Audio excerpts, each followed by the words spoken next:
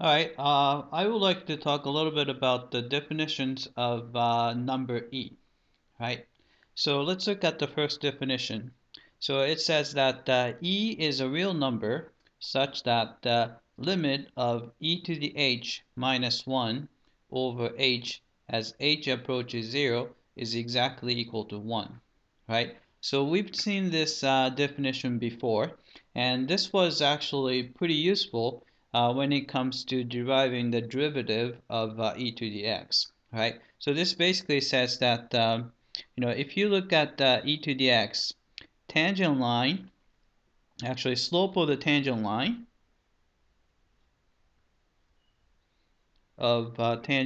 at 0 is exactly equal to 1, right? So this is a special base so that if you take if you look at the slope of the tangent line at x equals 0, maybe I should write x equals 0 here, then the slope is exactly equal to 1. All right.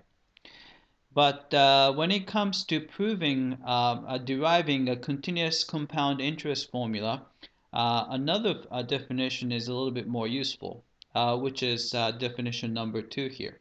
Right? It said that E is just a limit of quantity 1 plus h raised to the 1 over h power as h approaches 0. Right? And sometimes it's kind of hard to see the connection between those two. So I'm going to talk about the connection between those two. All right, so let's start with this guy and try to come up with the second definition, right? So we see that as h approaches 0, so this quotient is getting closer to 1, right? So for small h, maybe I'll say for small h, we know that e to the h minus 1 over h is going to be very close to 1, right? Then you can just multiply both sides by h. Then we have, since I don't like fractions, so you have e to the h minus 1, right? And this is very close to h, right? Because e to the almost 0 is almost 1, so minus 1 is going to be almost 0.